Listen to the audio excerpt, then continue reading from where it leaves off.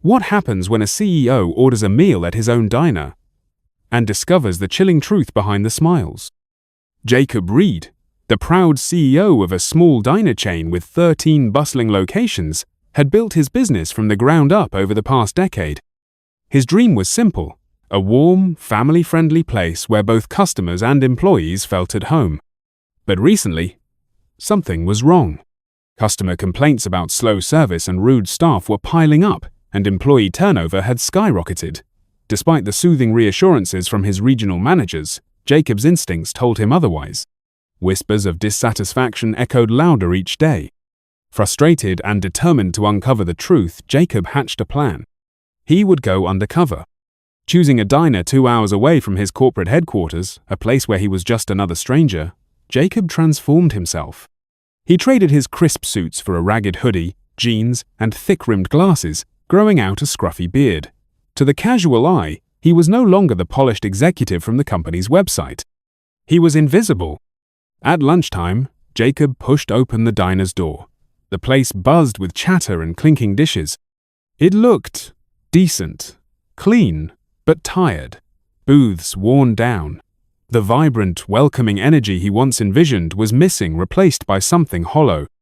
A waitress approached, her name tag reading Megan. "Hi there, welcome," she said, forcing a smile that barely masked the exhaustion in her eyes.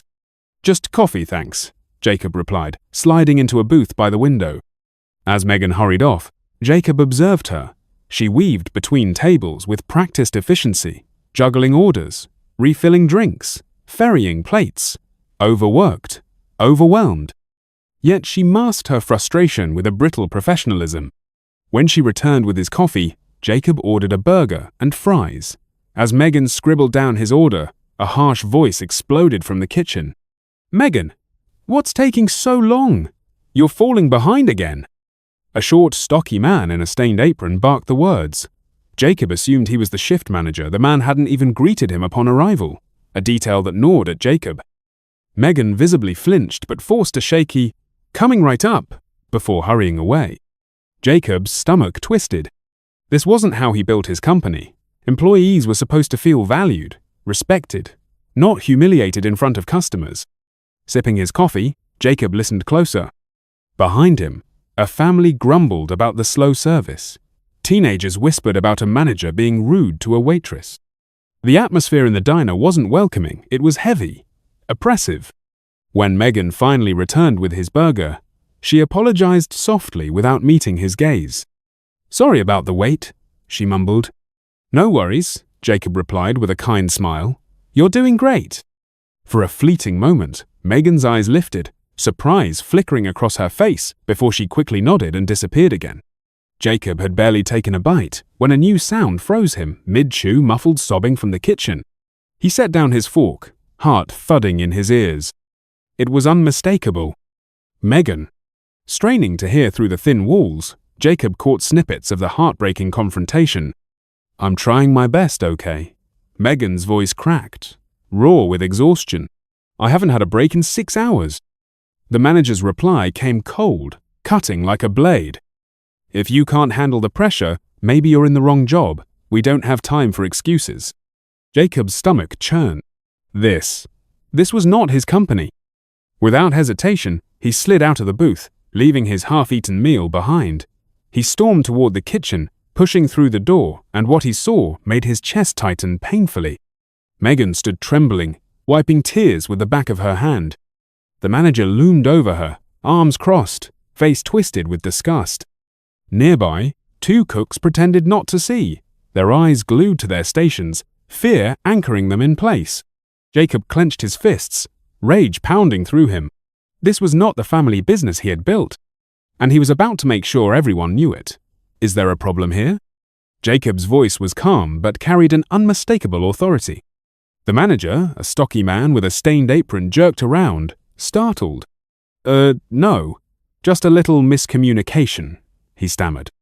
Megan shook her head, tears glistening in her eyes. "I'm sorry," she whispered. Jacob's gaze flicked from Megan to the manager, his expression unreadable. He still hadn't revealed his identity. Instead, he said, "She looks like she needs a break. Why don't you let her sit down for a few minutes? The manager scoffed. We're short-staffed. No time for breaks during the rush. Jacob's jaw tightened. There's always time to treat people with respect, he said evenly. The air between them crackled with tension. Jacob could feel the entire kitchen holding its breath. Before the manager could spit out a reply, a young cook, wiry, nervous, spoke up. Megan's been non-stop since she clocked in. She hasn't even had time to grab a drink of water. His voice trembled, but the defiance underneath was unmistakable. The manager turned on him with a glare. Stay out of it, Connor. Focus on your station. Jacob stepped closer, voice sharpening. And who's in charge of making sure your team can focus? Because from where I'm standing, the pressure's coming from you. The manager's bravado faltered. His face flushed.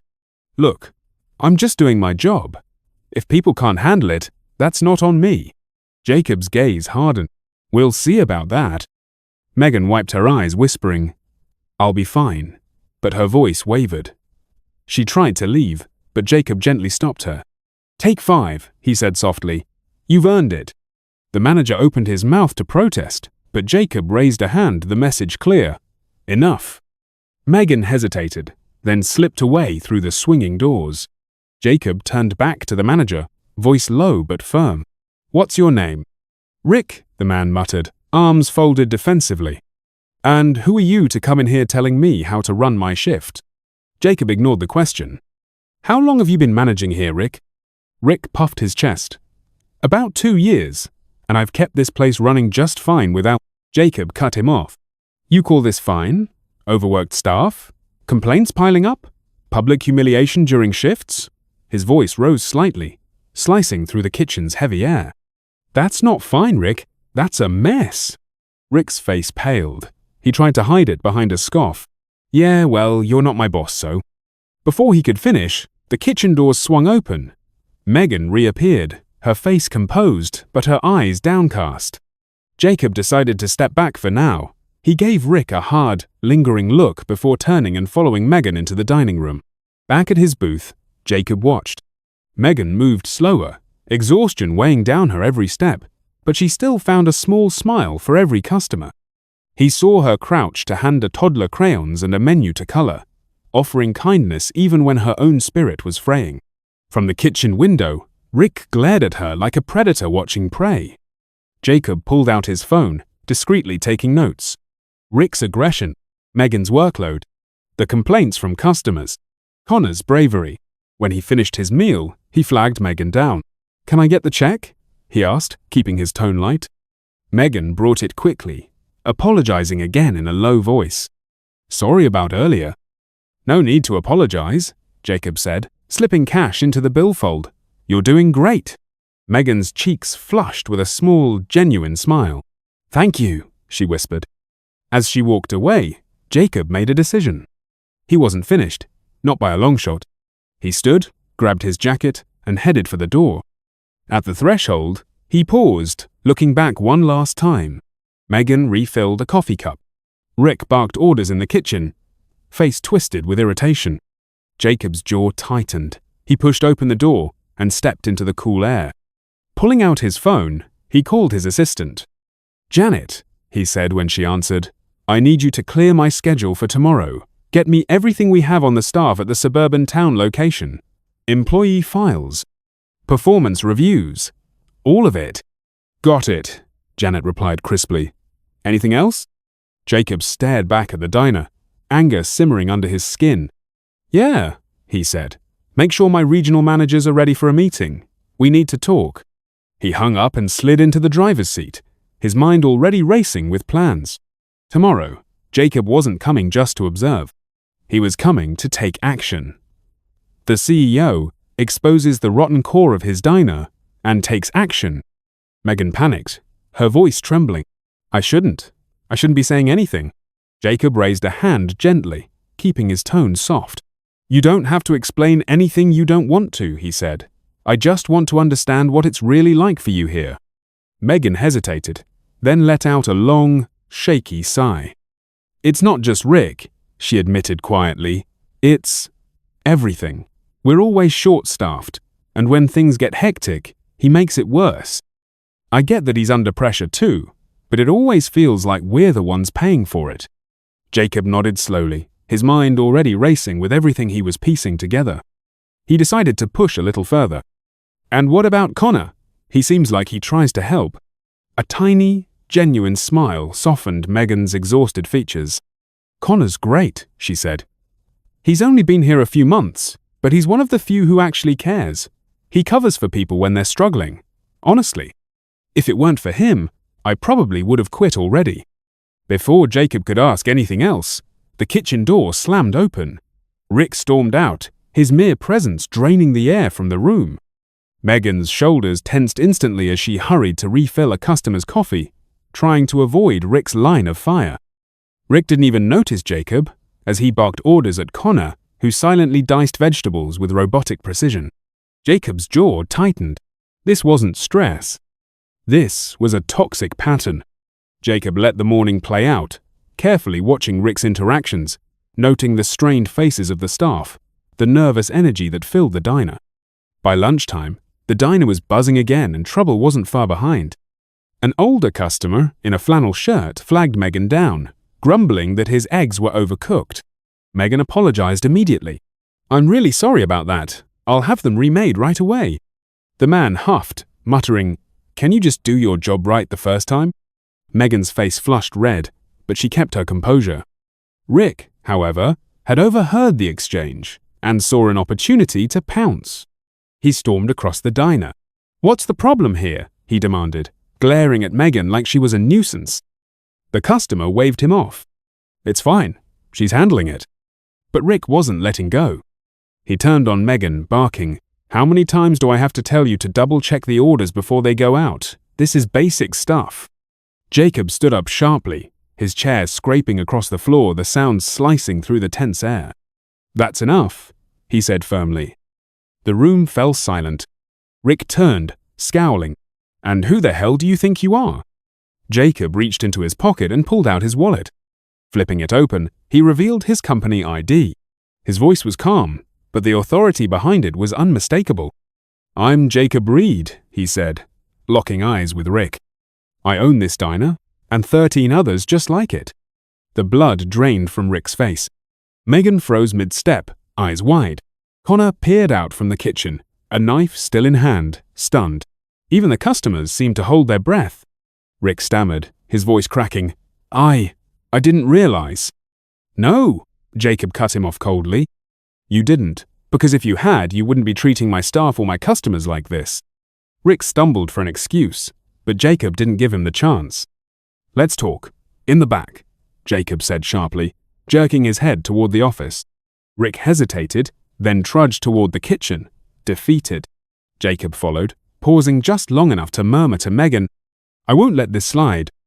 Inside the office, Jacob shut the door and turned to Rick. His voice was low, but there was steel beneath it.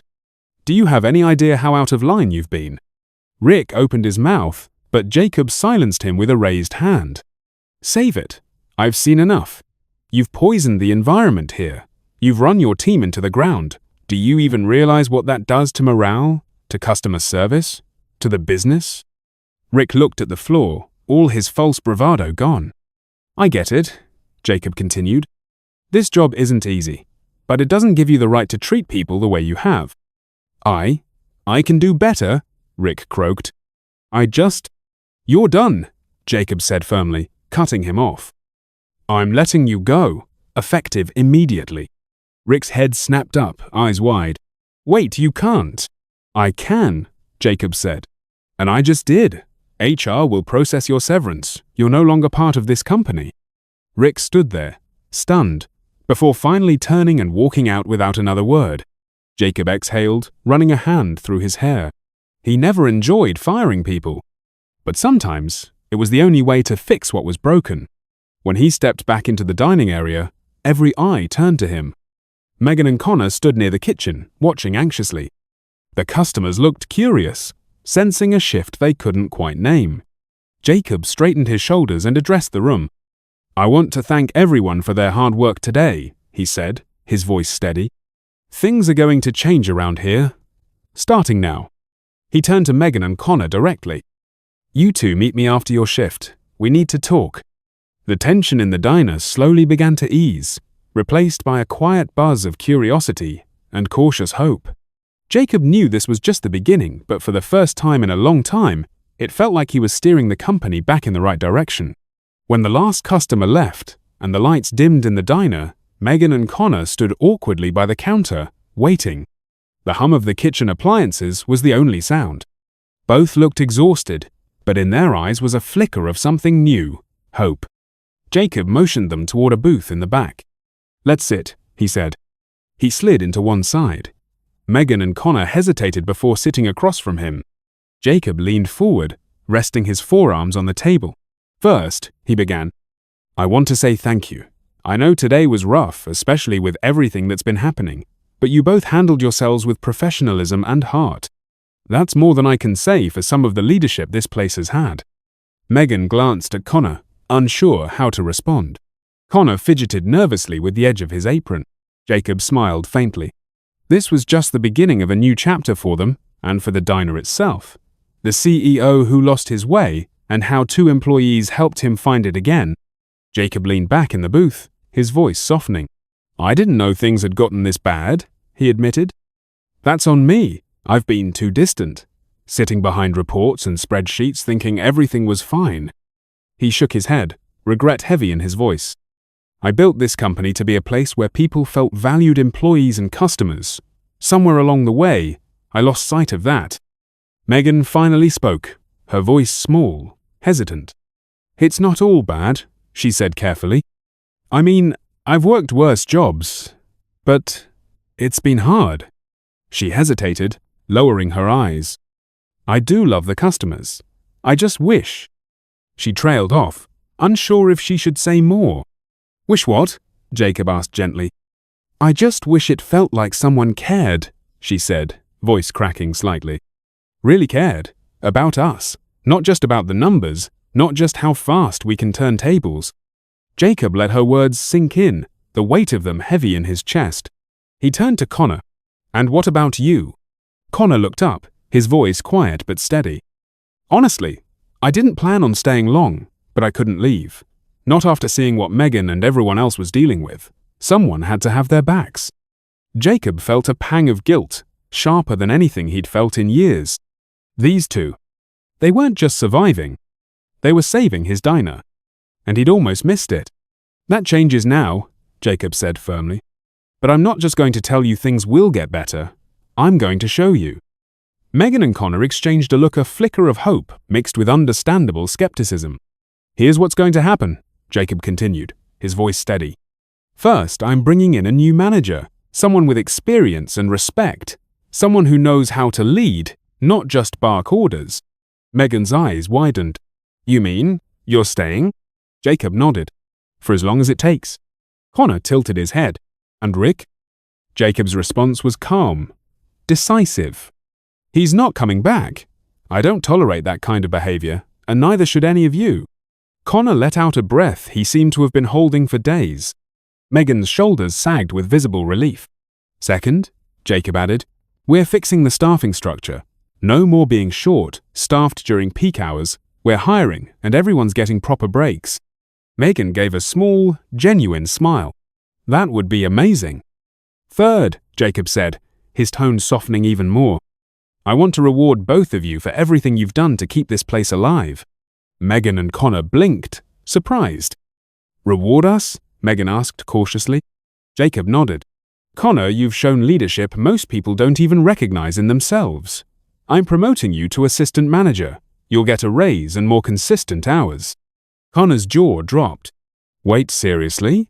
I've never managed anything before." Jacob smiled. "You already are. You've stepped up when no one else would. That's leadership." Connor blinked rapidly, his face a mixture of shock and overwhelming gratitude. I don't know what to say." "Thank you." Jacob turned to Megan. "And you?" he said warmly. 8 months of loyalty, care, and compassion, even when things were falling apart. You deserve more than a pat on the back." Megan's eyes shimmered with emotion. She quickly looked down, embarrassed. "I'm just doing my job." "No," Jacob said gently. You're doing more than that. And starting next week, you'll be getting a significant pay raise. I'm also creating a bonus system so dedication like yours gets recognized." Megan gasped softly, her hand flying to her mouth. "Oh my God, really?" "Really," Jacob said, smiling. For a moment, the booth was filled with silence, but it wasn't heavy anymore. It was filled with something new. Hope. Megan whispered, "Thank you. I mean it. Thank you."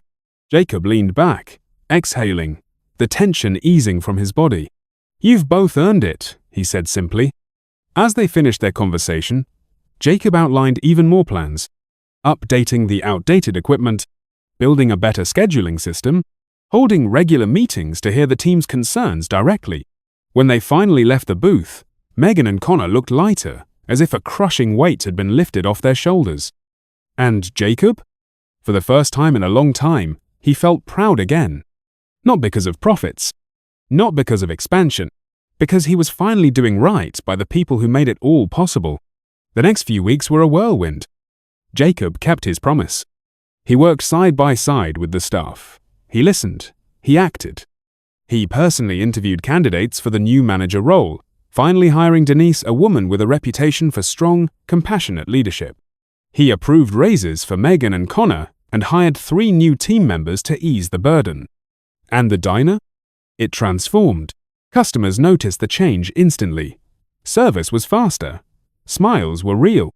The soul of the diner was back. One afternoon, as Jacob was preparing to leave for the corporate office, Megan stopped him by the door. "Hey," she said, a genuine smile lighting up her face. "I just wanted to say, this place feels different now. Better. Like it actually matters." Jacob smiled back. "It does matter," he said. "And so do you." As he walked to his car, Jacob felt a pride deeper than anything he'd ever known. It wasn't just about building a company anymore. It was about building something that truly mattered to the people who gave it life every single day. And he wasn't going to forget that again. The end only on Stunning Story.